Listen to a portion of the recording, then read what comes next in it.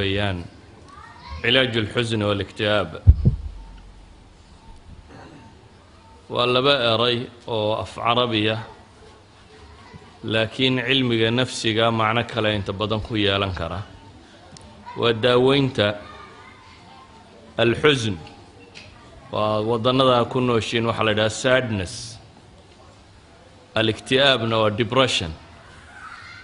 أف صومالي قملا أوروغو أما مروغو ولع والبهاء والول يعني رياضة صار له رنكر ملا وكم معنى ددوي أري كان لبضع أري اللغة العربية واسكو معنى وكل حيل ديرينون حزن جوا مروجو اكتئاب كنوا مروجو لكن في الشدة والمدة الزمنية بيكوك لقديسين اكتئابك waa murugo ka weyn xusniga xagga waqtiga ay joogayso iyo marka loo eego xagga xoog badnida ama inta ay ka xoog badan tahay ta kale luqada carbeed حزن الرجل حزنا وحزنا يعني waa murugooday weeyaan كئب الرجل أي تغيرت نفسه وانكسرت من شدة الهم والحزن ونفتي سابر برطي مروغو دراديد يوروغو يورحمو ولذلك بردولك وكلا وحيد هذان اكتأب وجه الأرض أي تغير وضرب إلى السواد حزنه مركا ندبقو صنغنا مركا مروغدو وعاطفة كمدة العواطف الإنسانية يعني واحد هذا قفك بني آدم كعواطف بولا يسكسو هرشيده أو كم موجية مشاعرتيسة أما دريمديسة عواطف تاسها هذان مثلا عرو بقى فرحة ريرين رالي هاشيو فردشو وعواطف قفك بني آدم كسوفشه ولذلك عواطفته دمانتود إلهي بكو أبو رقفك مثلا مسألة التانية إلهي قرآنك وحكولي وأنه هو أضحك وأبكى رب سبحانه وتعالى إساقا وحكا قسلية وكؤوهية إذن وحن لنا أصل المسألة حزنك إيا مرقدة إيا اكتئابك أصلها ومن فطرة الإنسان أما قفك بن آدم كأبورك سايكمديهي إلى أن القرآن كوحكت الماما يقولنا اهبطوا منها جميعا فإما يأتينكم مني هدى فمن تبع هداي فلا خوف عليهم ولا هم يحزنون آدم يوينتي لسعوتي مركي لغا سو ساري جنة وحالا يدلك ودا دقا هدي هانون حقا يدين كيما دبا إلهي سبحانه وتعالى عد الرعدة هانون كاسي فلا خوف عليهم ولا هم يحزنون بقى كركودا ما أهانين مروغنا كركودا ما أهانين سيبا عدة الرميسي مالنت قيامها يوم القيامة بقى مروغة تونا قفك كركي سماها مسلم كا إلهي سبحانه وتعالى القرآن كيم بدن بمركا حزنك كقوى الرمية يسوق الشيء فطري يعقوب يمروغدي سبا إلهي قرآن كقوى الرمي موسى هو يدي يمروغدي دي با إلهي قرآن كقوى الرمي بل النبي عليه الصلاة والسلام يمرقوين صامرا إلهي قرآن كتل المامية ومرر قار كود لقر ريبيو ولا يحزنك الذين يصارعون في الكفر إنهم لن يضروا الله شيئا يريد الله أن لا يجعل لهم حظا في الآخرة ولهم عذاب عظيم إلهي سبحانه وتعالى يسوق النبي محمد له الله عليه الصلاة والسلام أيوح لي ييكم مرقق لنين dheeraynta ay u dheeraynayaan xagga gaalnimada ilaahay waxba ma yeeli karayaan ilaahay baa wuxuu rabaa subxaanahu wa ta'ala inaanay xad ama dheef ku yeelanin aakhiro la'allaka baaqi'un nafsaka la yakunu mu'miniin ama ki ilaahay wa Abi Bakr id yaqulu li saahibihi la tahzan inna Allaha ma'ana asl al-mas'ala ikhwati marka waxaan leenahay xusniga muruga la yiraahdaa لكن مروغدو هدي حد كذا دافته حنون بيسو بدشا xanuunka marka ay isu beddesho xanuunkaas baa la yidhaahdaa depression ama ikti'aab la yidhaahdaa waa qofka oo murugada hilmaami waaya oo dabeetana psychologically fikirkiisu isbeddelo oo ay xad xanuun ku gaadho culamada badh waxay yidhahdaan erayada ah hamiga iyo qamiga iyo xusnigu waa saddex eray oo isku macno ah laakiin wakhtigay ku kala gedisan yihiin bay yidhaahdaan xusniga waa murugo wax tegaya qamiguna waa wax markaa ku haysta murugada ka taagan humuumta iyo khawfkuna waa waxa soo socday mustaqbalka ku saabsan laakiin culamada nafsi qaybo ka mid waxay leeyihiin maya hamiga iyo qamigu waa natiijo ka dhalata xusniga ama murugada ka dhalata si kale haddaanu tilmaamo adduunka aynu ku noolahay waa meel loogu talagalay in laynagu itixaamo waa meel cidhiidhi iyo dhib iyo wax ku cadhogeliya ay buuxaan waana waxyaabaha jannadu ay kaga gedisantahay adduunka jannada ilaahay wuxuu ku tilmaamayaa laa yamasuhum fiiha nasabun inaan wax dhibi dadka haleelaynin oo dhibi ku soo gaadhaynin lagana soo baxaynin bale inaada eray ku dhibo maqlaynin laa yasmacuuna fiiha lagwan walaa ta'hiiman ilaa qiilan salaaman salaama amaa adduunku waa mucaanaa waa mashkilad waa rabshad ilaahay baa qur-aanku leh laqad khalaqna alinsaana fii kabad qofka bini aadamkaa waxaanu ku dhex abuuray beer xanuun baa la leeyahy yaa ayuha alinsaanu innaka kaadixun ilaa rabbika kadxan famulaqiih haddaba maadaama adduunku mashaakilkiisu tiro badan yahay waxa isweydiinta leh waxa weeyaan qofku siduu ula kulmayaa adduunka iyo mashaakilkiisa qofku markuu naxo ama boqo ama warwaro ama farxo ama rayreeyo farxadda iyo rayrayntaasi ama baqaha iyo murugada iyo urugadaasi ama walwalka iyo walaaca qabanaya wuxuu wax ka beddelaa hormoonnada jidhkiisa iyo qofku siduu u fakerayo maalan qofku marka cabsi badani ku timaado waxaa ku dhaca qanjidhadiisa qaybo ka midi waxa ay soo daayaan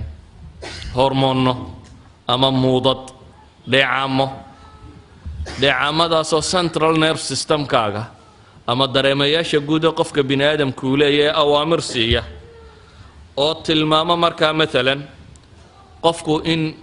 dhiig garaaciisa uu dheereeyo daqdiga damiku inuu kor u kaco beerku inuu sukar badan soo daayo muruqyada in dhiigyo badan la siiyo caloosha in dhiigga laga joojiyo dheefshiidkaba shaqada ay joojiso waayo qofku inuu ama dagaalamo ama cararo ama ayaa jidhka loogu talagalay sidaa daraaddeed waa inuu helaa muruqu sonkor badan oo burburin karo si uu shaqo badan u qaban karo waa inuu helaa dhiig badan oo soo gaadhi kara naxdinta aad naxday markaa waxay beddelaysaa jidhkaagu siduu u shaqaynayay farxadda aad faraxdaa waxay beddelaysaa jidhkaagu siduu u shaqaynayay murugada aad murugootaa ama walaaca aad walaacdiya walbahaarka iyo warwarka kugu dhashaa wuxuu beddelayaa jidhkaagu siduu u shaqaynayay stresska qalaq iyo idiraabka qofka ku dhaca wuxuu beddelayaa jidhku siduu u shaqaynayay ilaa xad ay dhici karto jidhku inuu qaado sababaha daraaddeed xanuunno badan oo xataa biological ah oo uu ka mid yahay gastritiska xanuunadan gastriga la yidhahdo wax kan inta ugu badani stressiskan baa keena warwarkan iyo walbahaarkan qofka ku dhaca baa keena waxaa ka mid a xanuunno beer xanuuna waxaa ka mid a xanuunno badan oo qofka bini aadamkaa soo haleeli kara darisku markaa wuxuu yahay sidee loo daweeyaa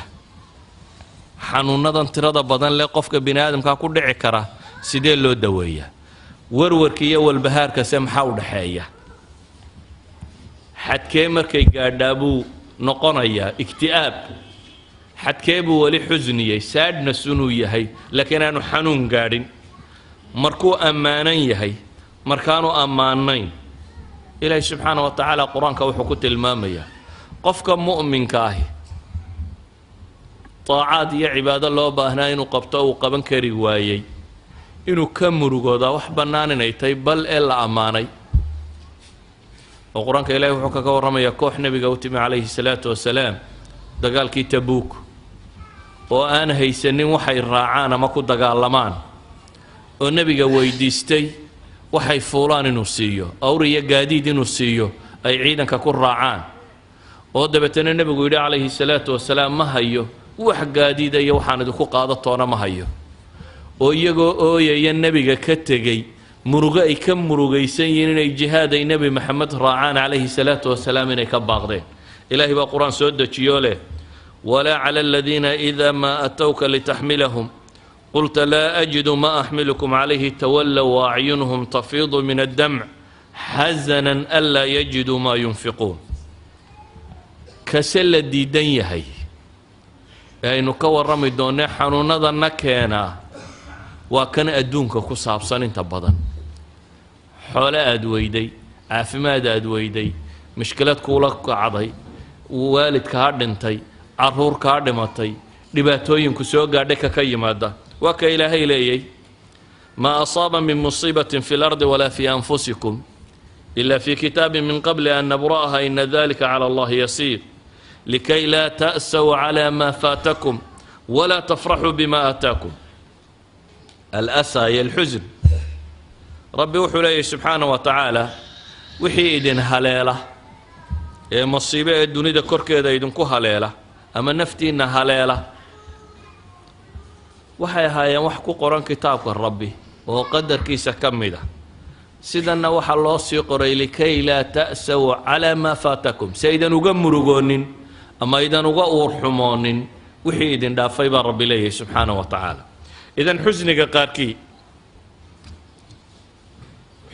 قاركي هو شيء محمودة أما الله أماني حزنك قاركينا هو شيء مذمومة أما سلعايي نبي عليه الصلاة والسلام وحاوت الماما يا أحاديث بدن مرغوين صومري مرغوين كمثلا قاركو كوبان هدينو كتل مامنو sida xadiidka bukhaari warinayo kale markii nabigu calayhi salaatu wasalaam uu taa'if qabtay reer maka markay diinta ka dhagaysan waayeen ee uu raadceeyey meel kale inuu tago oo bal diinta lagaga dhagaysto ee reer taa'if thaqiif uu tegey ee reer thaqiifna ay dumar iyo carruur iyo wax magarata ku direen dhagax lagaga soo saaray ee nabigu isagoo dhiigu ka daaya haddana dib uga soo noqday ayaa nabigu wuxuu leeyahay calayhi salaatu wasalaam فانطلقت وأنا مهموم على وجهي فلم أستفق إلا وأنا بقرن الثعالب وأن دقاقي بو النبي عليه الصلاة والسلام أنا أقول مرغيسا حقي وجهي وجهي وما نسقى دقاقي بو النبي عليه الصلاة والسلام ما نسو براروجين أما ما نسو سوكعين أما سو وحمان قرنين إلا يعني قوم مريا مويانا ما شاء الله إذا قرن الثعالب مركان مريا صعد كيوم بين سوق هذا يبون النبي عليه الصلاة والسلام يعني مرقدي هيسين النبي عليه الصلاة والسلام مركاسان مدح كورو قاضي يبوي مركاسان كي ملك الجبريل وكور كيجا تاجن ودبتنا اللي يجريو والله فريين ملك بورها إلهي وصدري وهدي والربا بورها كان ربي انتو جويين كورك لجا ساريو دولك كان أو نبونا عليه الصلاة والسلام ليي ما يولي الرجان قبا وحنكر رجا قبا دبر كودين إلهي كسو صاره كو إلهي عابد قال قالت بور الحج على قبا ولي نبي محمد عليه الصلاة والسلام مركز وحلي وحن رجك قبا دبر كودا إن الله كسو بحيو قال ربي عابده وحكم إذا مروغين كي نبي قصوا مريم هدين قارك لك المامنو markii al-Isra wal Mi'raj ku dhacay ee uu soo noqday ee Quraysh ay imtixaantay ay beeniyeen ay yiraahdeen waxba ma adarag ee uu nabigu u sheegay inuu intaaba soo maray ayaa la yiri bal way su'aalan ku weydiinayna ka jawaab su'aala la weydiinaya waxa weeyaan Bayt al-Maqdis iyo albaabadiisa iyo xaq uu kala jeeday nabiguna dahabeen buu soo galo intuu ku tukaday Ilaahay ka dheelmiyay markaas baan kurbaday buu nabigu leeyahay alayhi salaatu wasalaam su'aalaha la weydiinayay iyo meeshii aan waxba ka xasuusanin إلهي سبحانه وتعالى وكشفيه مركاسي دبتنا وحبها عبسن باليدو وحي ويدين يم بس يدو دانو أركاب النبي عليه الصلاة والسلام كوها يكوى الله مدي وحي تلمام يان قفكو إنو مروغون كرو لكن تانا إنو كور رمينا كوى ماها تانا إنو كور رمينا وحويان واتو حنونة أو قفك حنون قارسين كرتا حنون كاسي wadna xanuun buu isu bedeli karaa dhiikar buu isu bedeli karaa romatism buu noqon karaa قرحة المعدة على الحنون بالنقن كرا إن حتى سنكروا قال شيء نقن كرا وحن نقن كرا حنون هذا صرنا نقار كم إذا واحد صبابي كربا علماء دو يدهدان ورور كيه والبهار كمركا وحدك وقاعدوا درس كمركا وحكو سابسي سي محا علاجه ورور كيه والبهار كاس والله بالنوع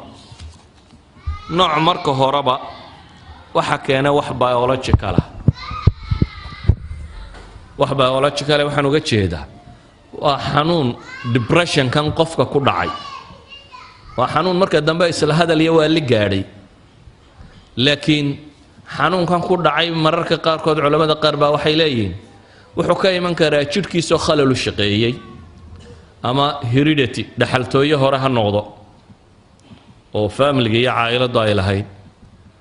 ama han noqdo bay yiraahdaan mesela الغدة الدرقية qanjirkan halkan ku jira oo dhacaamo badan soo daayo oo dhacaamadii loo baahnaa aan soo daynina khalkhal ku dhacay ama han noqdo qofka vitamiinisku B12 iyo wixii la mid ka yaraadeen kuwaas waa dhan waa wax daakhiliya laakiin waxay yiraahdaan kanaynu inagu ka warramaynaa kamaha waxaynu ka warramaynaa waa wixii ka yimi asbaab khaarijiya asbaabta khaarijiga ay ka timi markaa waxa weeyaan qofka mashkilada ku dhacday qofka oo warwar galay qofka oo musiibo intay ku timi musiibadii xijin kari waayay xanuun bay dhashaa marka dambe waxaynu markaa soo bandhigaynaa cilaajkaynu ka warramaynaa uu yahay أحد العلماء المسلمين دكتور عبد الله الخاطر وارد الله ونحرسته وطبيب نفسي أناها نشاقناها رسالة وقري والحزن والاكتئاب لا يدعضه إيه علماء ذاك لا وحي كردية بين صابرين دوني ده حنون كان يوحي ما أنت كمدي حنون هذا وقت رضا بدل له حنون هذا سايكولوجيكال كما سايكاتري اسكوبوقة صومالي أنت بدك تشوف تايم كبوفس بين هذا qofka hebel boofis baa ku dhacay xanuunadan isla hadalkii warwarkaahi waxay ka mid yihiin xanuunada dunida ugu tirada badan leh walidaalka waxa la tilmaamaa Yurub oo kale afartii qof baa qaba bay yiraahdaan afartii qof ee kasta Yurubiyana mid baa liqa daawooyinkaasi loo liqo xanuunada nafsiga waxaad baahidooda ka garanaysaa axad ducaat sacuudiyiinta wadaadadan ducaada mid ka mid ah buug yar qoray oo bixiyay la tahzan waxay dhahdeen waa buuga ugu tabcad badan ee af carabi ku qoran 3 milyan oo nusxa laga iibsaday wadaadkiiba halka buug buu ka taajiray la tahzan ba buuga la yiraahdaa waxay isweydiinta leh dadku haddaanay xanuunka wada qabin ama baahidan itmiinaankii baa la waayay weeyaan dadku xasiloonidii iyo deganaanshihii qalbiga ahaa lumay markaasaa warwariya walbahaar adduunyo israaciskan baana intiisa badan keenay maxaa cilaaja baynu leenahay marka maxaa dawaa ugu horreyn waxaynu leenahay kitaabka qur-aan iyo sunnada nebiga calayhi salaatu wasalaam wiqaayo iyo cilaajba uu ku soo arooray wax lagaga dhowrsado warwarka iyo walbahaarkaasi wuu ku soo arooray oo marka horeba dafciya oo qofka laazima aanu ku dhacaynin insha allahu tacaala kaa khaarijiga aynu ka warramayno waxaa kaloo ku soo arooray wax la iskaga daweeyo oo qur-aan iyo xadiid ba leh dhowr qodob baynu markaa tilmaamaynaa qodobka koowaad waxa weeyaan waa caqiidada islaamiga qofka muslimkii uu ka warwariyo walbahaar yaryay qofka aan muslimka ahayn caalamulislaamina wuu ka yaryay isagoo ka mashkilad badan haddana wuu ka xanuun yaryay marka loo eego xanuunada warwarka iyo walbahaarka ku saabsan iyadoo ay ahayd inuu maadaama uu mashaakilka yaalla ka tiro badan yahay uu ka tiro bato ayuu haddana ka yaryay baynu leenahay sababtu waa maxay sababta koowaad waxaynu leenahay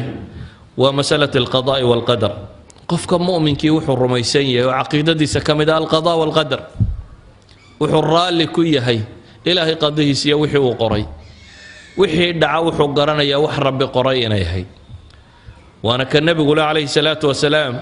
waclam ana alumma low ijtamacat an yanfacuuka bishayin lam yanfacuuka ila bishayin qad katabahu allahu lak dad oo dhamme hadday isu tagaan oo rabaan inay ku anfacaan kuguma anfici karaan wax rabbi kuu qoray mooyaane hadday isu wada tagaan oo rabaan inay ku dhibaanna kuguma dhibi karaan wax rabbi kuu qoray mooyaane waataynu aayadda hadda soo akhrinaynay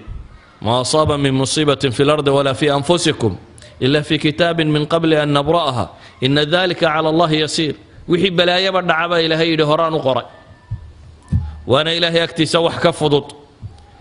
maxaa sidaa loo yeelay likay laa ta'saw calaa maa faatakum baa ilaahay leeyay si aydan uga murugoonin oo uga warwarin oo uga walbahaarin wixii idin dhaafay walaa tafraxuu bima ataakum sidaydan ugu kibrin oo u qooqin wixii uu idin siiyo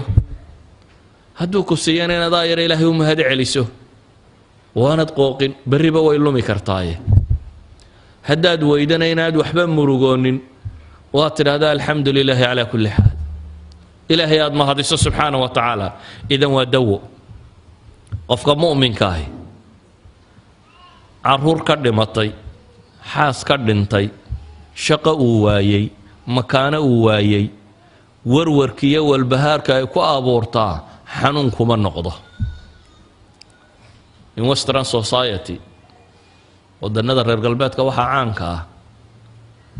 recessioniskan dhaqaale markay dhintaan intaas oo dad aba isdila waayo boorsadii baa khasaartay uu lacagta gashaday dabeetana waxaa la odhanayaa maanta waxaa isdilay intaasoo dad ah sababtu waa maxay boorsadii lacagta khasaartay meelahan suuqyada lacagta markabu soo raraabaa degay inay waashaan oo dhakhtarka la dhigo iyo inay isdilaan labada midubaabay noqotaa inuu kaws kaga siiyo oo intixaar uu sameeyo suicide iyo in waali dhakhtarka lala dhigo ama qofka muslimka ah inkastoo ay xanuun ku beerayso hanti uu waayey ama qof uu jeclaayo ka geeriyooday ama kan laakiin durbadiiba wuxuu rumaystaa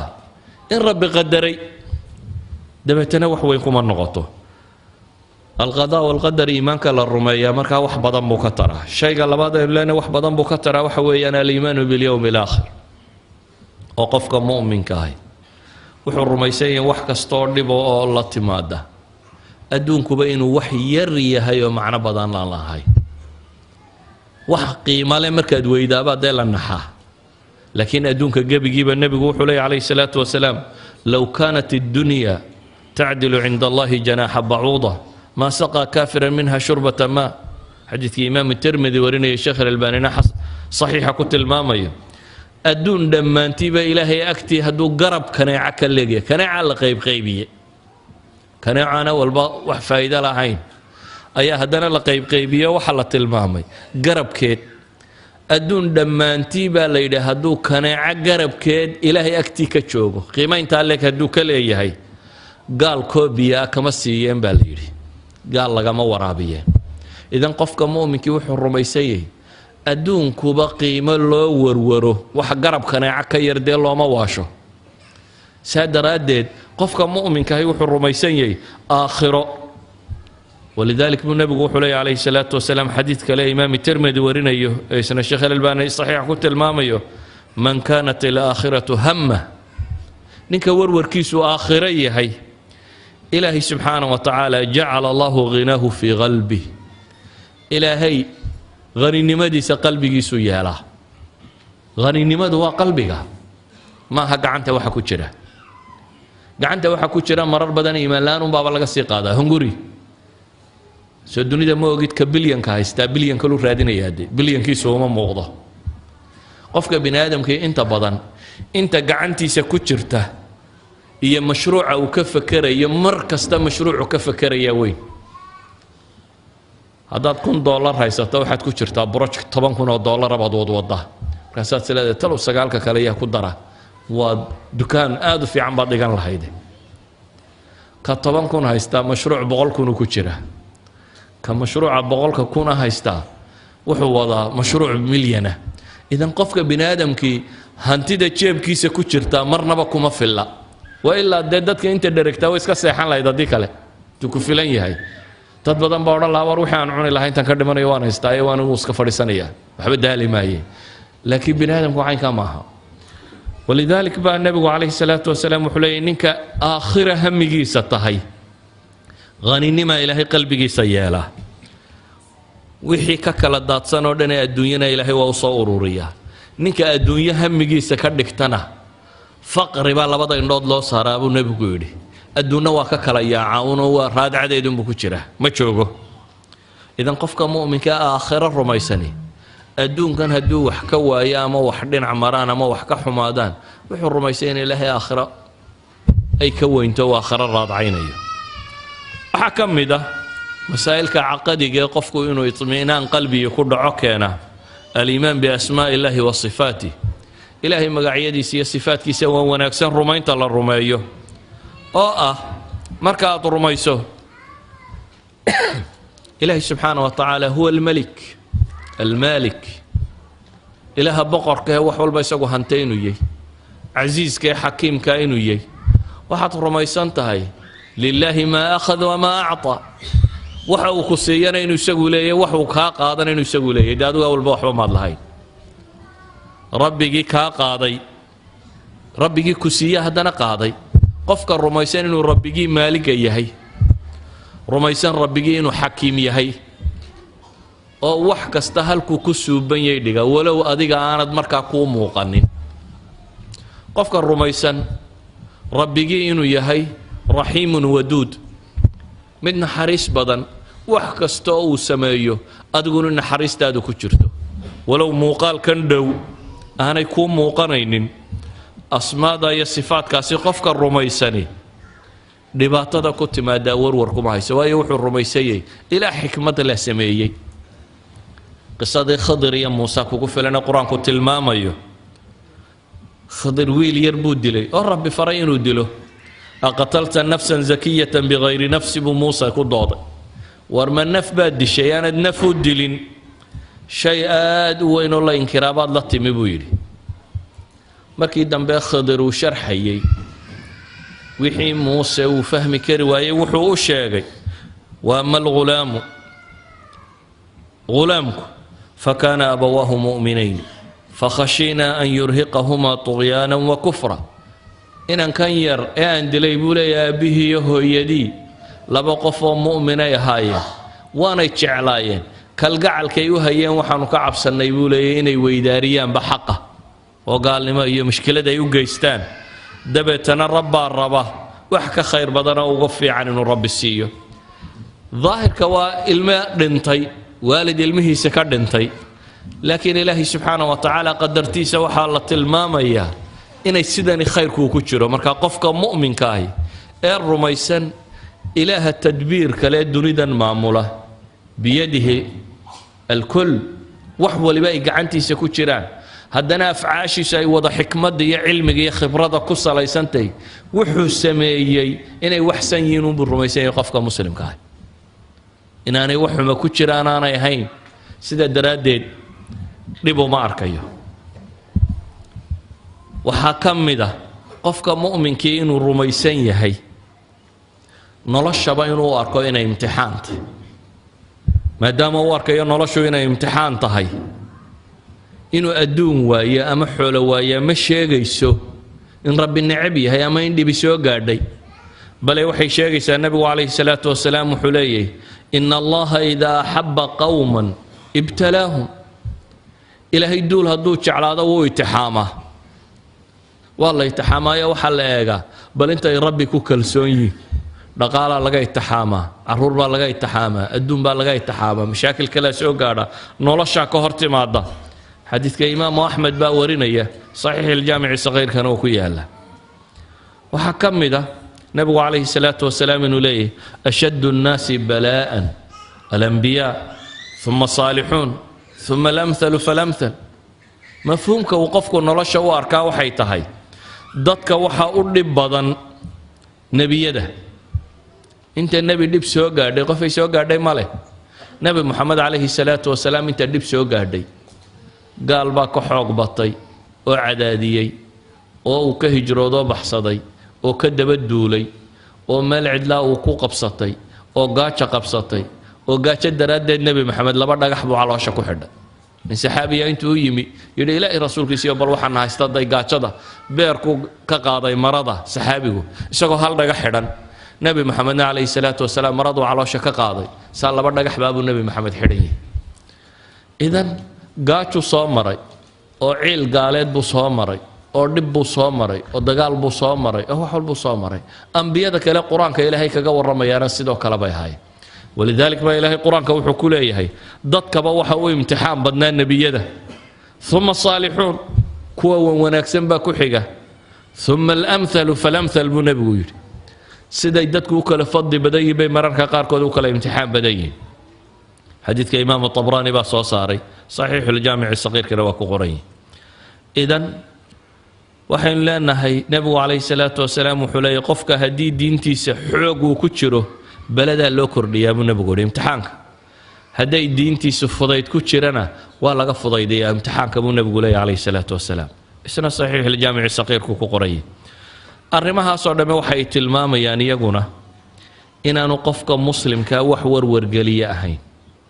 walidalik balaayooyinka dhaca qofka muslimkii wuxuu rumaysan yahay in ilaahay dambi kaga maydho والنبي يقول عليه الصلاة والسلام حديث في صحيحين كويالي ما يصيب المسلم من نصب ولا وصب قفك مؤمن كامها لا يشوه دال هي وصب مرض بكانتون مها له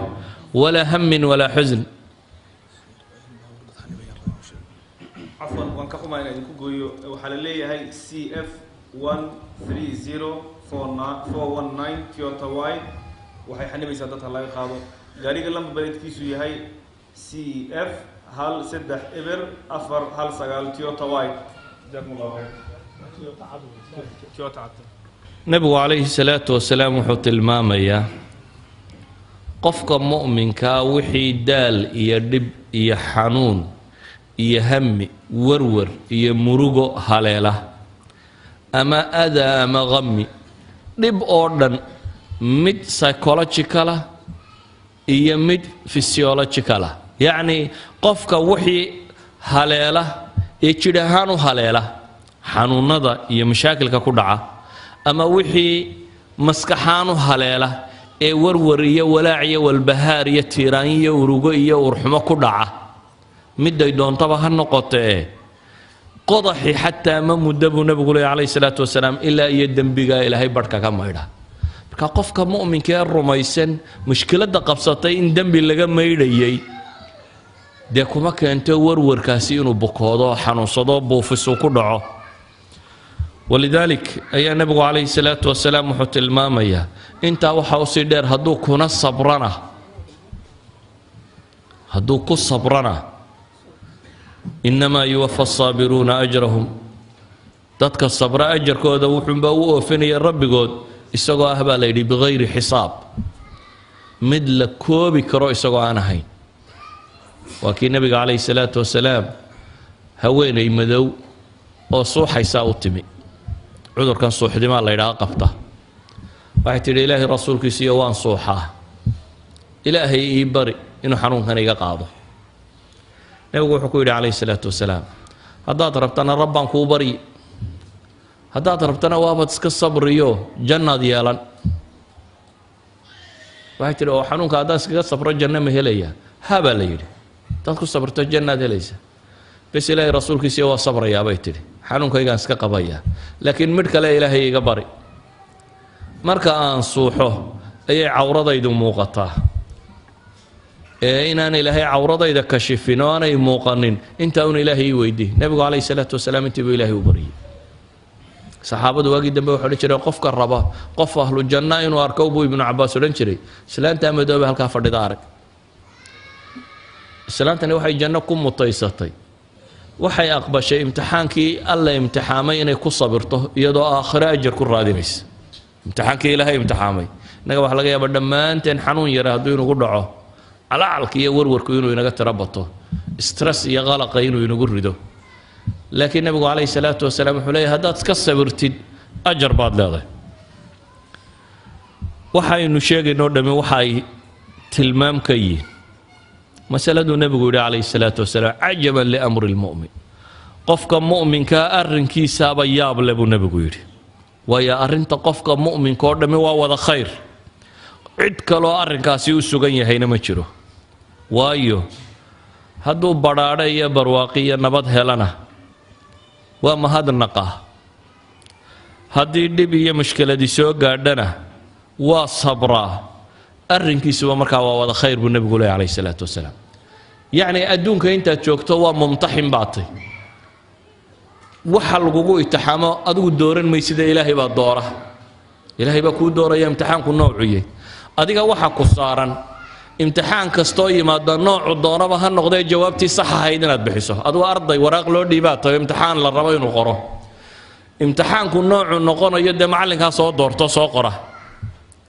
adiga inaad ka jawaabtaa lagaa rabaa adduunkan adiga waxaa lagu keenay in lagu itixaamo ibtilaa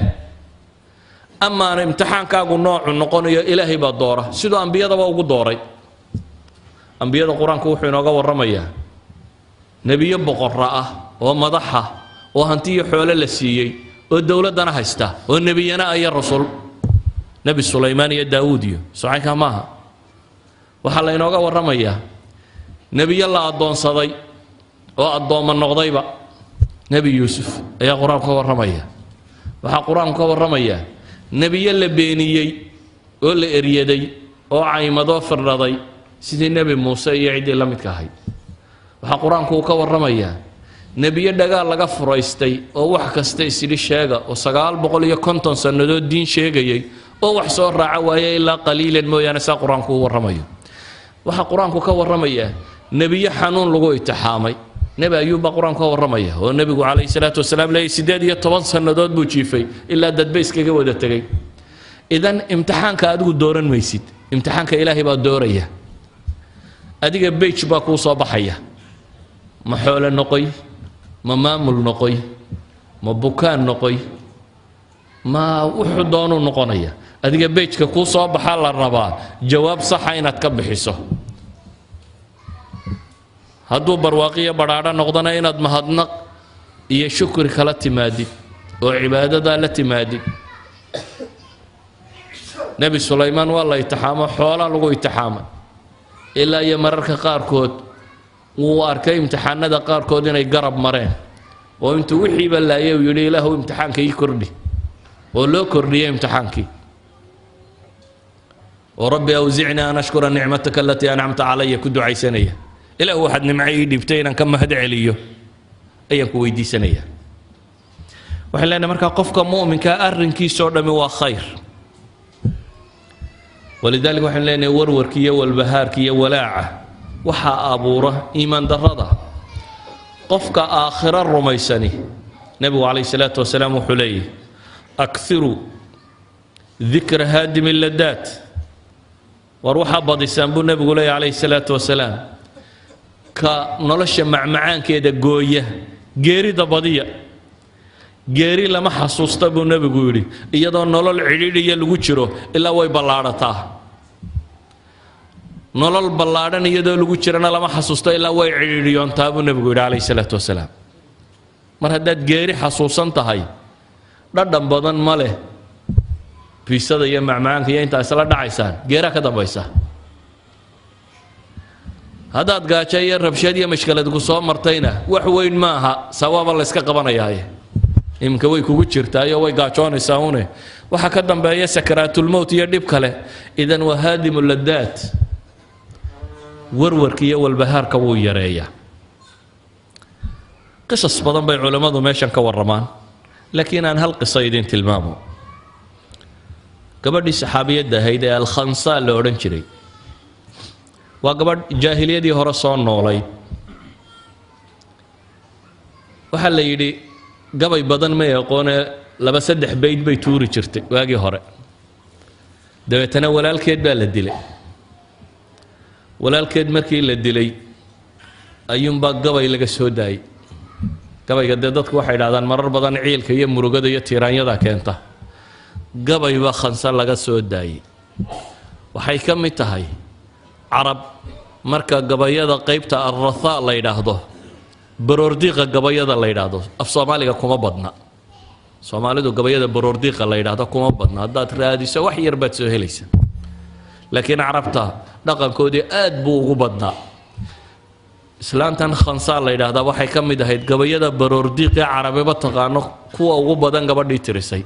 walaalkeed baa la dilay ilaa xad bay gabayadeedu gaadhsiisnaayeen ay tidhaahdo yudakirnii طuluucu shamsi sakhran wa abkiihi likulli guruubin cadceed kastoo soo baxdaabay tidhi waxay xasuusisaa walaalkay sakhar ahaa cadceed kastoo dhacdaana way iga oohisaa weli waa baryay iyo gabal dumayba sakhar baan ku xasuustaabay tilmaamaysaa walowlaa kahratu lbaakiina xawlii calaa ikhwaanihim laqataltu nafsi bay lahayd haddii lala yahay dad badan oo walaaladood dhinteen oo agtayda ka ooyaya haddaanan kuwa ku sabrayn oo arkayn bay leedahay beri horaaba nafta iska goyn laha ee markaan arkay qaar kaleo walaaladooda la dilo oo oohinun ku gaabsaday ayaan anna isidhi bay leedahay oohin ku gaabso islaantii sidaa ahaydee walaalkeed sakhar waxa gabay la yaqaana af carabiga culuumilbalaaqa lagu daraaseeyo adabkiiyo balaaqada gabayada rataaga ee ugu tirada badan le islaanta leh ayaa islaamtay markay islaamtay bay iyada iyo inimadeedii waxay yimaadeen dagaaladii waaweynaa ee islaamiga xarbi alqaadasiya dagaalkii qaadasiya la odhan jiray ee beershiya dagaalkii ugu weynaa ee iiraaniyiinta lagu jebiyey furuska waa dagaal uu hogaaminaya sacd ibn abi waqaas axad alcashara almubashiriin saxaabo badan in ay la socoto 30 kun oo ciidan muslimiin oo saxaabo badan baa jooga 100 kun oo gaaleedna xagga kale joogaan dagaal adag oo dhex maray waa dagaalkii ugu weynaa ee beershiya lagu burburiyo ayaa muslimiinta dhex maray iyo nimanka gaaleed khansaa 4 wiil oo ay dhashay baa marka kan muslimiin oo dagaalka ku jira hal subax baa 4tiiba la dilay 4tii wiilba waa la dilay dabeetana khansaa baa loo yimi waxa la yidhi wiilashaadii 4 ahaaba maantay go'een maantay shahaado qaateen waxay ku jawaabtay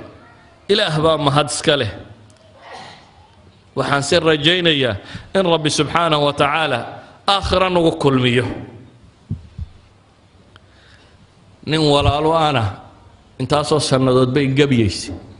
4tay dhasho maalin qura wada go'ayna waxba may noqonin maxaa u dhaxeeya waana iyadii uun habartu waa habartii islaantu waa islaantii waxba iskama bedelin waxa isbedelay iimaan islaantu waa islaantii waa qof dumara dumarku way ka depressionka way kaga badan yihiin baa la yidhaha ragga mashaakilka way uga jilicsan yihiin waxaa kaloo la yidhaha qofku markuu da' sii gaadhaba mushkiladda wuu uga jilicsan yihin oo ninka dhallinyaradii waxaa laga yaabaa inuu is idhaahdo weli jaanis baad haysataa laakiin nin 60 sii maraya hadduu xoolo waayo waxaad moodaa inuu is leeyahay noloshu dee waa iska soo gebagabay wakhtigaad xoogsan lahaydna soo dhaaftay way ku badataa baa la yidhaahdaa qofku markuu da'du sii weynaado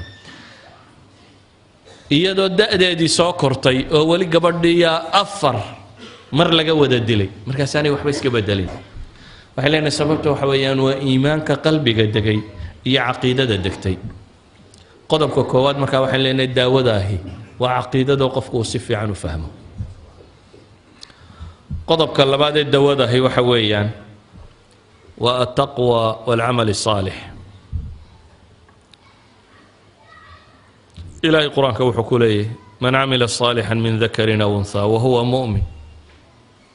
qofka camal suuban sameeya ee lab ama dhadig ah isagoo mu'mina falanuxyiyannahu xayaatan طayiba waxaanu noolaynaynaa baa ilaahay leeyahay nolol fiican walanajziyannahum ajrahum biaxsani ma kaanuu yacmaluun aakhirana wixii ay camal samaysteen baanu ka abaalmarinaynaa nolosha fiicani waa maxay bay yidhaahdaan culimmadu waxay yidhahdaan nolosha fiicani waa nolosha sacaadada iطmi'naanka leh waa nolol sheegaysa deganaanshiiyo inuu qofku deganaado oo aanu warwarin oo walaacin oo walbahaarin taa macnaheedu waxa weyaan qofku hadduu cibaadadiisu fiicnaato dikrigiisu bato ilaahay uu ku xidhnaado alaa bidikri illaahi tatma'inu lquluub ayaa ilaahay qur-aanka ku leeyahy ilaahay xuskiisa ayaa qalbigu ku xasilaa qofkii cibaadadiisa iyo khayrkiisu bataa u xasilaa waxaan leenahay waxyaabaha keensanaya in iimaanku in la daweeyo xanuunka kan waxaa ka mid ah nabiga calayhi salaatu wasalaam camalkaas saalixa iyo iimaankaas iyo dikrigaas iyo aakhiro rumaynteedu wax badan bay bedelaan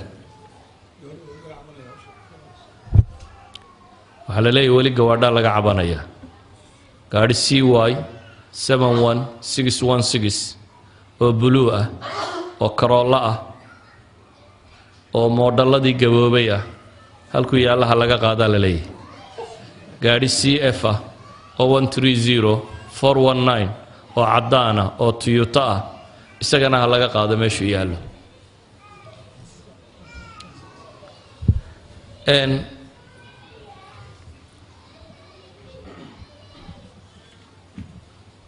qofku adduunka siduu u arko أحد العلماء الصالحين إبراهيم بن الأدهم نين لو رنشري وعلماء واوينيت كمدا سفيان الثوري الرجل وقتها هكمدا أي وحو رنشري باليدي نين كان غير العقل واسل كيسا كذا شيء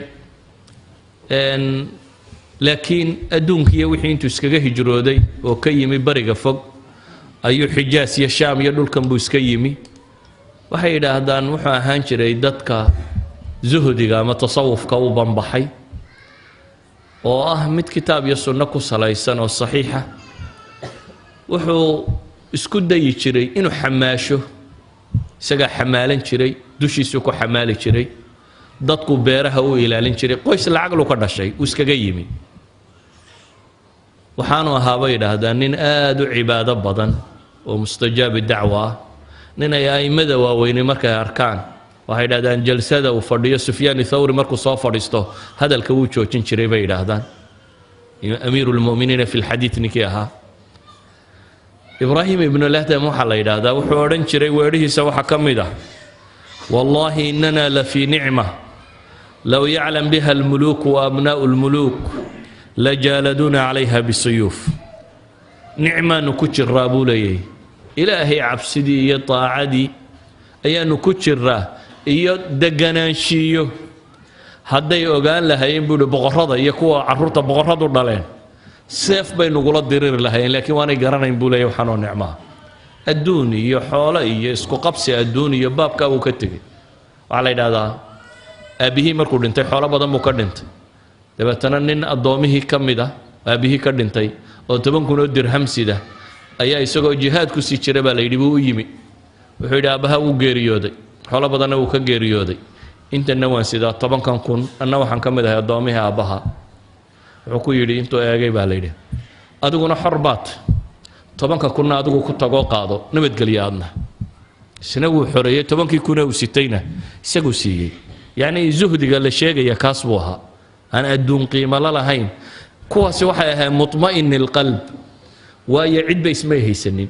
dadka dunida ku nool iyo waxa gacantooda ku jiriya waxay ka waramayaanba meel dhow bay u arkayeen in dad la xuso may arkayeen waxay arkayeen rabbigood la xuso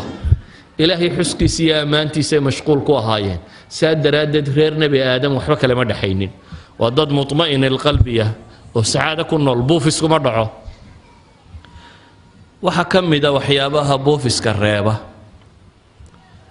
ducada badan iyo tasbiixda badan والنبي عليه الصلاة والسلام حليه قفك كد عيسته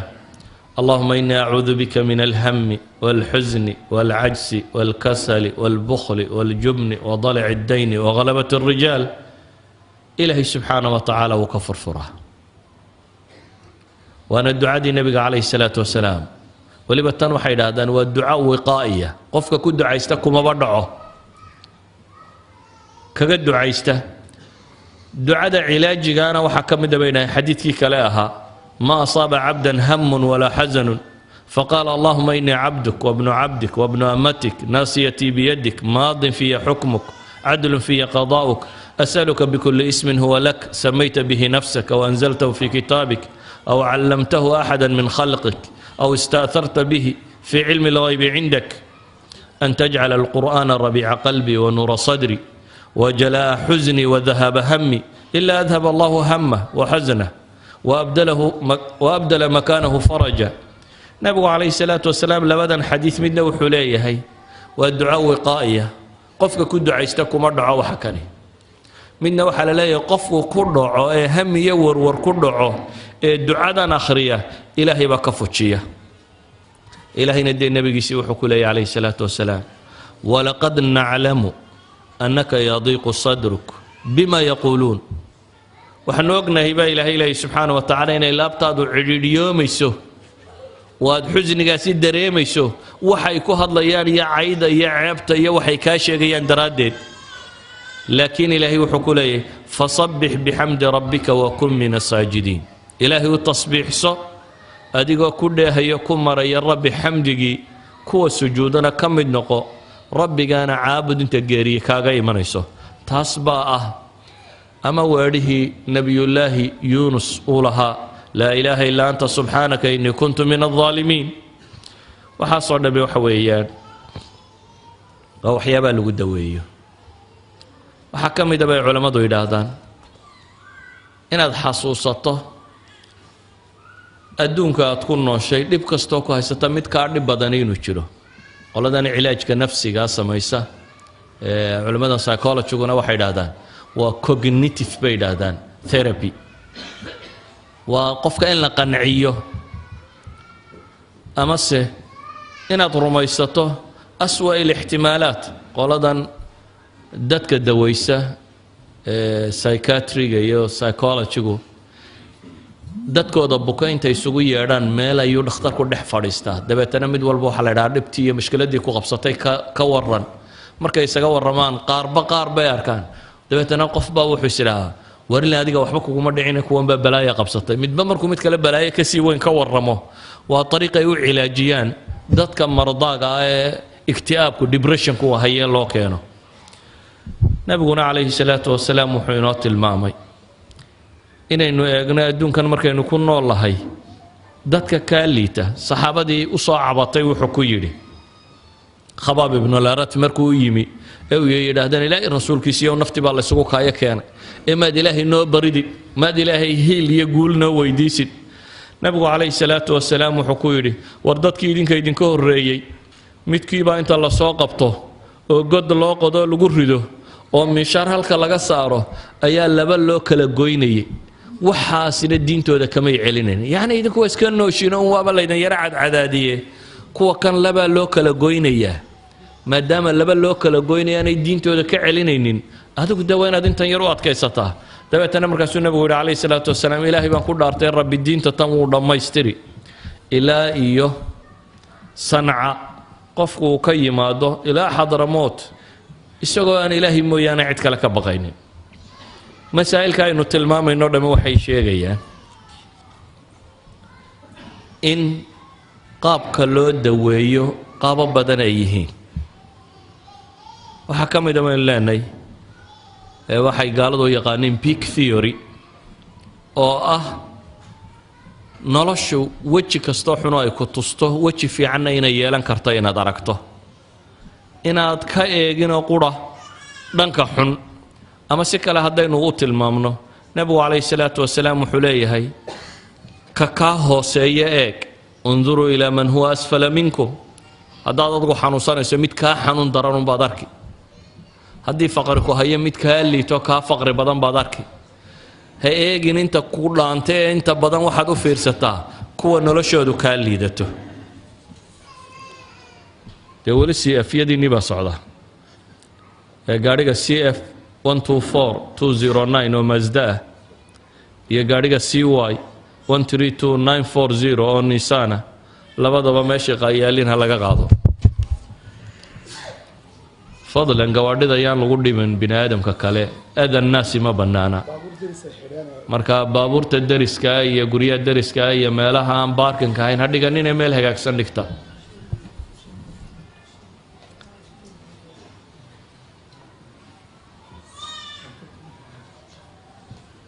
yacni waxa uu nebigu calayhi salaatu wasalaam inoo barayaa inaad eegto mid kaa hooseeya taa macnaheedu waxa weeyaan inaad ogaato mar walba nicmo inaad adigu haysato maalan qofka aan hantida haysan waxa laga yaabaa inaad aragto mid aan hanti haysan oo caafimaad qaba laakiin haddaad weydiiso wuxuu ku leeyahay maxaan caafimaadka ku haystaa derbigaasaan fadhiya gaajaan u liitaaye wuxuu arkaa inaan waxba qabin cagsigiisa waxaa laga yaabaa inaad aragto mid milyaneer ah oo inta macaan iyo barashar iyo balaayo oo dham isugu timi wixiisii wax ka liqi kari la oo dunida dabadeeda haddii dhakhtar lagu sheego la yidhaha waxaad haysataba keen waa lagu caafimaadinayaa ogol hadduu kan caafimaadka qaba waxaa layna yidhi bal kuwa buka soo egtay hadduu dhakhtarka tago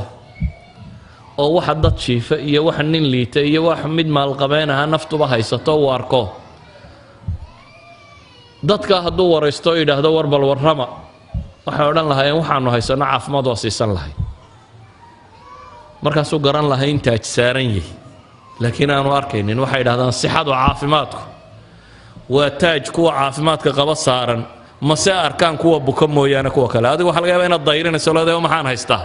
waad si caafimaad qabtaa waxaad haysataa caafimaad idan nolosha gebigeeduba oo sida qofka mu'minkaa waxaa la faray inaad eegto ka kaa liita iyo ka kaa hooseeya dhibta haysata bale dhibaatadaa dhib lagu daweeyaa hal qisaan idin tilmaami doonaa saxaabadii nebiga calayhi salaatu wasalaam waxaa ku dhacay dagaalkii badar dagaalkii uxud way guulaysteen markii hore gaaladiina way jabiyeen way kala caymadiyeen waa kala carartay haniimadii iyo wixii bay gurteen iyagoo haniimadii iyo wixii guranaya waa tii dhibtu dhacday ee saxaabadii buurta dambe ilaalinaysay rumaadda ahayd intay iskaga yimaadeen is idhaahay haniimada wax ka gurta khaalid oo gaalada la socduunbaa meel godoloola arko xagga dambuu soo maray muslimiintiibuu dhabarka kaga soo dhuftay mar labaad baa muslimiintii la jabiyey muslimiintii hadda guusha haysatay ayaa waxaa ku dhacay jab sheegaya in 70 laga dilo dib loo caymadiyo ay kala cararaanba saxaabada badh baa firdhadkii madiina galay taa waxaa kaga sii daran iyadoo mushkiladdu halkaa marayso ayaa balaaya shaydaan ka dhex qayliyey la leeyahay nebi maxamed baa la diloo laga takhallus intii goobta ku soo hadhay ee markaa dagaalamaysana markay maqleen nebigiiba wuu dhintay ayay iska fadhfadhiisteen ilaa sacd ibnu rabiica axad saxaaba uu soo maro cumar iyo rag meel fadhiyuu yidhaah war maxaa qabanaysaan markaasay dhaha maxaanu samaynaa dee nebigiiba la diliyey aadana uga xumaa sheekha inaan microfonka ka qaado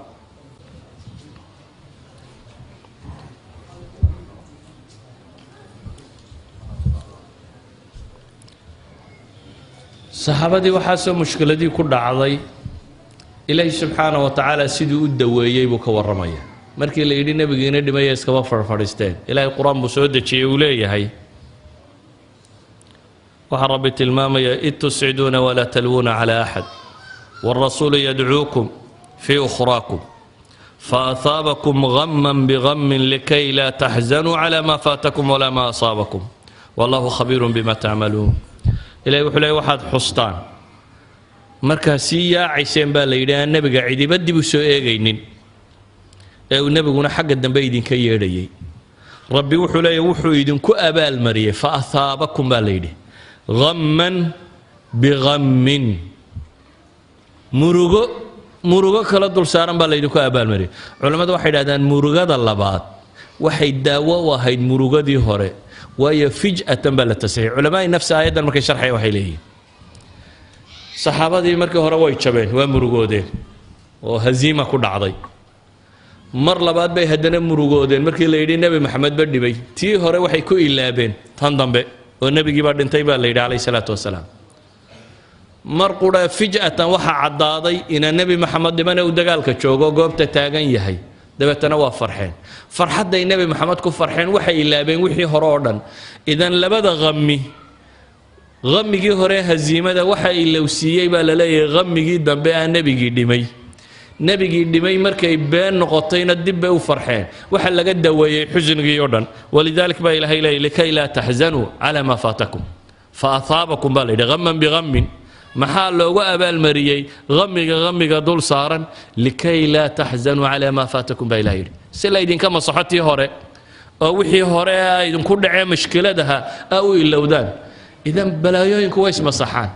iyadoo balaayo ku haysato mid kaa daran haddaad aragto taadii waad ilaabaysaa adigoo balaayo ka badan rajaynaya hadday yaraato maalan gaadha kula qallimay adiga iyo afartaadii carruuraba aad mi yar baashay hadhow baad soo mirowda bal warrama baad tidhi markaasaa lagu yidhi yararkii labaa dhintay waxaa laga yaabaa inaad tidhahda alxamdulilahi rabbi alcaalamiin waayo waxaad lahayd afartiiba tage laakiin markaan laba qura waad ogashay haddii lababa soo hadhay ilaan halkaad joogtay aad ka fakaraysay waxay ahayd inaad afartaba weydo laakiin haddii lagu yidhi war labaa weli kuu nool waxaa laga yaabaa inaad u aragto musiibadu inay khafiif tahay idan masaa'ibtu waxay yidhaahdaan culammadu badhba badhka kale waa lagu daweeyaa walidaalik baa waxaa la leeyahay war dadka kale dhibtu haysta arka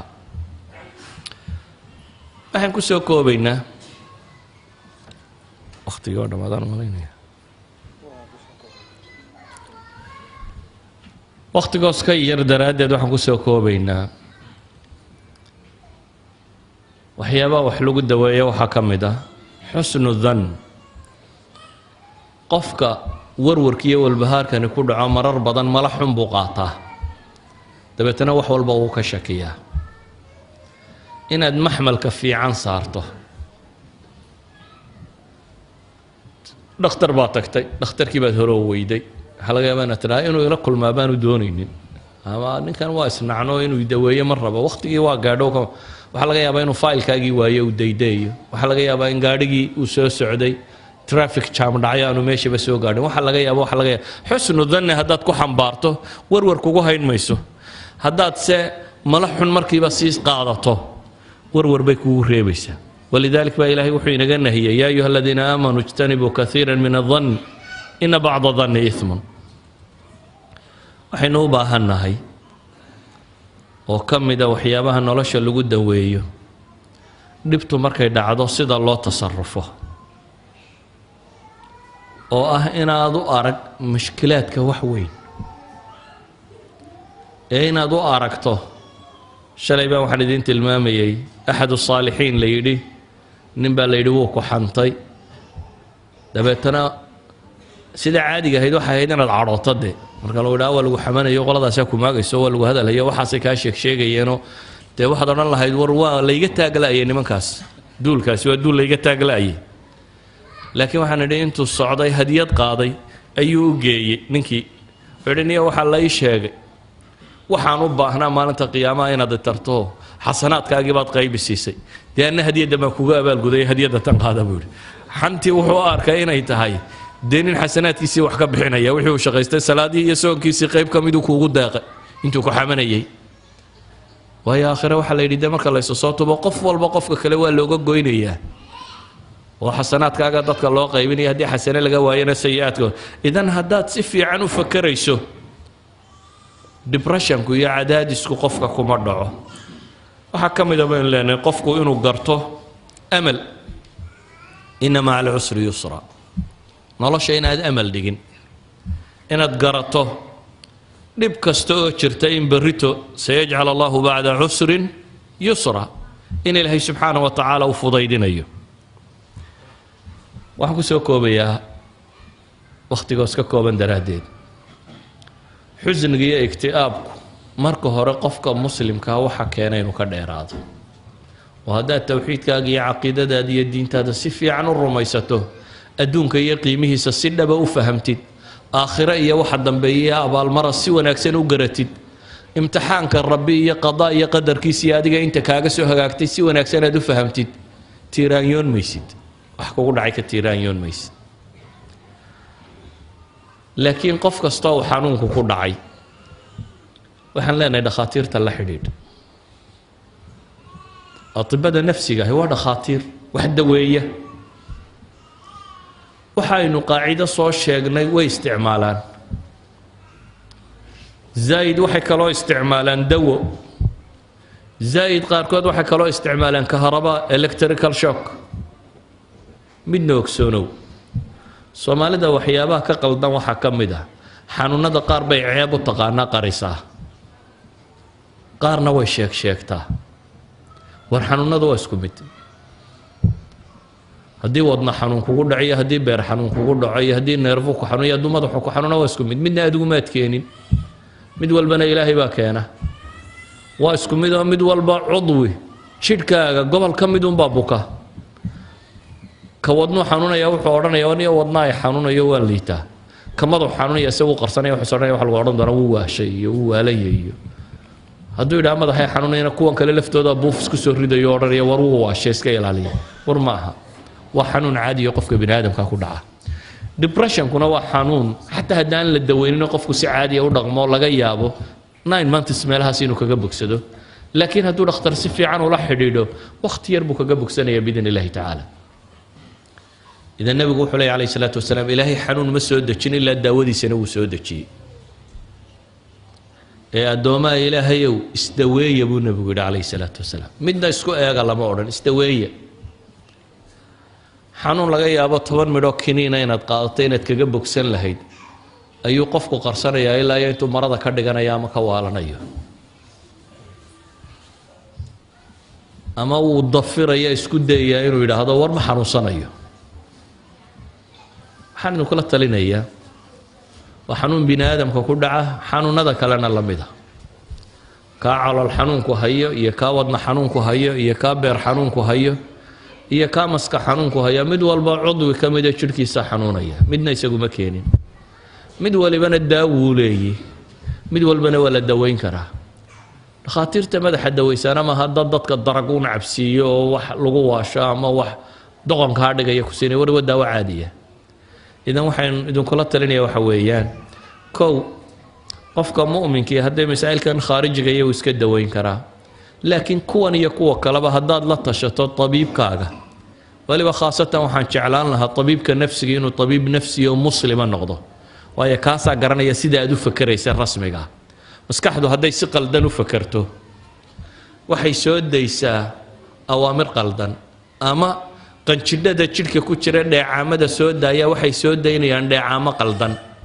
oo ama dheecaan loo baahnaa inuu soo baxaabaan soo baxaynin dabeetana jidhku siduu wax u maamulaya qaldamaya ama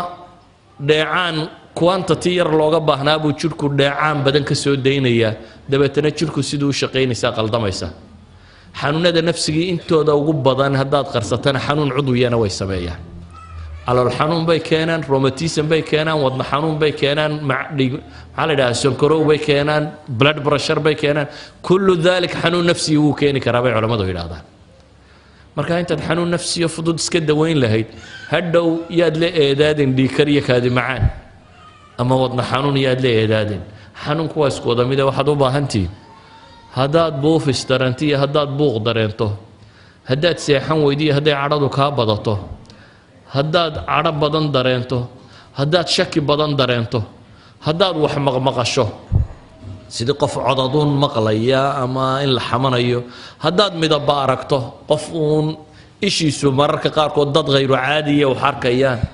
marar badan baanay jibankan iyo waxaan ay isu sheegaysaan ahayn ay yihiin xanuun psychological oo u baahan inaad dhakhtar tagto idan ikhwati fi lcaqiida ugu horreyn waxaan ku leenahay caqiidadaada saxo waa sax wardigaaga badiyo dikrigaaga laa ilaaha ila allah subxaana allah alxamdu lilah salliga nebiga badso waa lagu degaa cibaadaadkaaga badso rabbigaa kalsoonidiisa badi basharka iyo waxay walaaqayaan ilow intaa kadibna haddaad daawo u baahantahay isdaawee oo ayar dhakhtar tag asalaamu calaykum waraxmat ullahi wabarakaatu وعليكم السلام ورحمة الله وبركاته جزاه الله خير الجزاء شيخنا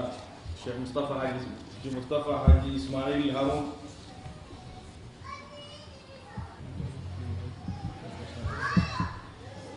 بسم الله إن شاء الله تعالى وحن جعلنا لنا سؤالها إن نقضان سؤال كساب سن موضوع سمر كاسي وهذا سنته الموضوع كساب سن إيو ويس وطن أجوبه لكن وغدا روح السوق ويدعو دربنا يقولي هاي شيخنا مصطفى الله درتي أيام توجع على هاي هذه يدعي هنوك قد رب هاي نجعل هذا إلهنا وحن كوضا برينا قفكا ينتين كلامين حق الله ينتصه اللهم أرنا الحق حقا وارزقنا اتباعه وأرنا الباطل باطلا وارزقنا اجتنابه إلهي وحن ويدي سنة سبحانه وتعالى جتكي نبي محمد مري يا صالحين انتي توصنا إذن ربي نوغو هنونيو كوي الدين تا إسلامك كو ولا لو بكل رقمنا إلهي نغيره صلى الله على نبي محمد وعلى آله وصحبه وسلم جزاه الله خيرا su-aasha saaiilka halkan uu kusoo qoray wuxuu leeyahay sheekh waxaan dalkan joogaa muddo 4 sano ah xaaskaygiina waan kala maqannahay muddo maadaama aanan aadi karin ma soo dhoofin karaa oo dalkan ma keeni karaa muxram la-aan haddiise aeroboortka aan ku kulanno dadka hortooda hab buu ku siin karaa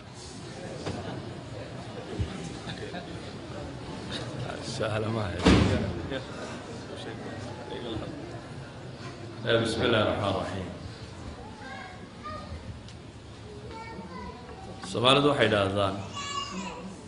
waxaan caaniyo nabad baahayn waa la kala qaadaa bay yidhaahdeen waxaa muuqata dhaqamadii gaalada inay idinku soo dhowaanayaan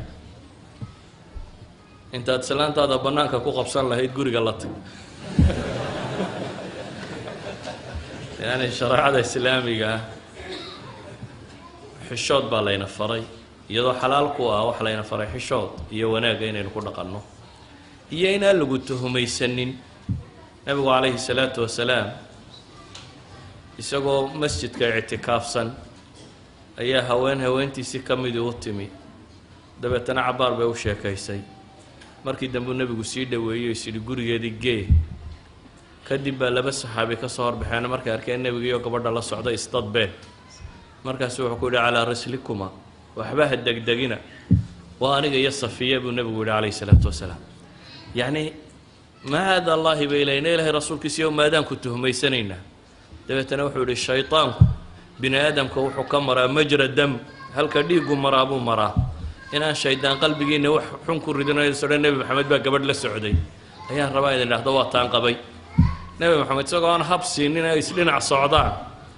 ayuu saxaabigii arkay wuxuu leeyay war waa taan qabay ee sidaa ogsoonow markaa mawaaqifu tuhma laysma taago iyadoo xaaskaagiiya xishood gurigiina taga asalaamu calaykum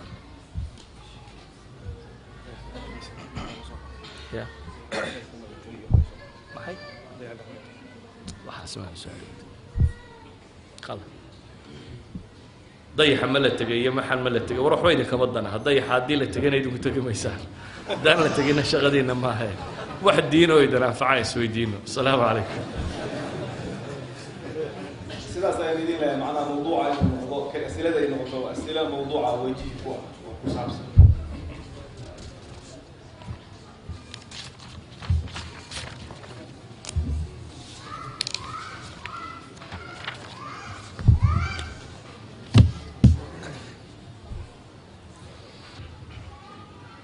جزاه الله خير الجزاء أسئلة سيدنا وكلا وحي كفي عن تاين تلا جمعيو ما دام يسن موضوع علاقة خاصة لهين مثلا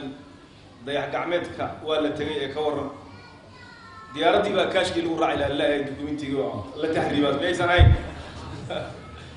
جزاكم الله خير موضوع ان شاء الله تعالى أسئلة وحي كفي عن الله هي سيدي حركة الأسئلة دي وجيها ولما ذو يدل هي